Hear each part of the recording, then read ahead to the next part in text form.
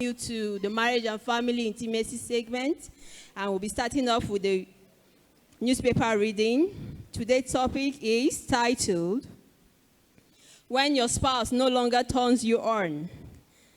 I read, many men and women have had to complain that their spouses are no longer sexually attractive. When some wives or husbands find themselves in such a situation, they say they are no longer in love. They say that their feelings for each other is as dead as dodo. That's fried plantain. Many of such marriages have ended in divorce, especially in the developed countries and the younger generation in the developing, underdeveloped, and underdeveloping countries. Someone may wonder, what do I mean by the word underdeveloping country? I was discussing with someone some time ago about what needs to be done to fix Nigeria. I said that Nigeria is an underdeveloped country and is not a developing country. This highly placed professional disagreed. He said that a colleague of his abroad was able to convince him that Nigeria is an underdeveloping country and not underdeveloped or developing country. Based on what I studied in my university days at Ife, I can boldly say that in the area of political development, Nigeria is underdeveloping politically. There is hardly any marriage where it does not come to a time when the sexual attraction will not decrease. After constant exposure to each other over a time, the law of diminishing marginal utility may come in. Whenever a couple notices that the sexual attraction and the sexual satisfaction is decreasing, it is a sign that an alarm bell is beginning to blow. At this point, couples should begin to work on themselves by looking not for new attractive bedroom wears.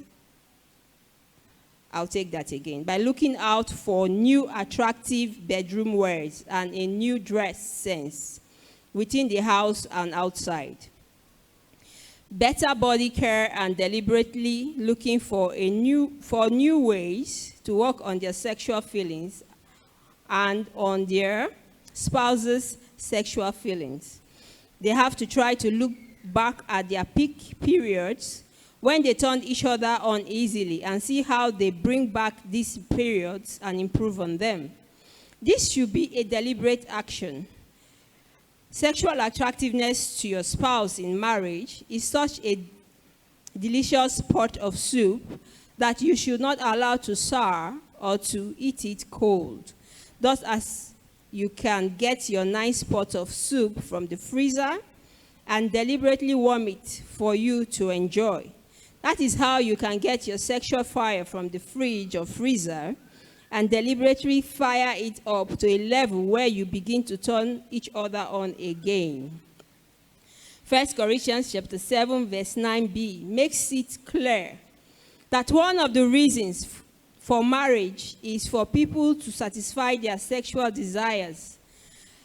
For it is better to marry than to burn with sexual desires. The other day, a 95-year-old man was busy kissing his wife, who is 92 years of age. Last year, in an eating place in a highbrow part of Lagos, we met a couple in their 80s.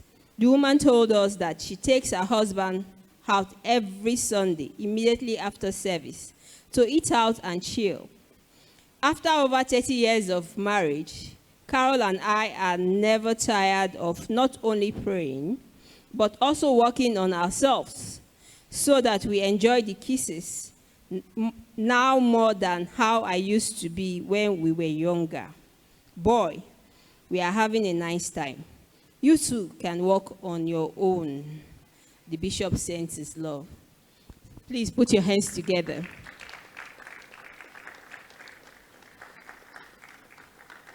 Well, for those of us that are married, we'll be advised on what to do. Try as much as you can to keep the fire burning. You please keep on clapping as the second segment commences. You can do better than that.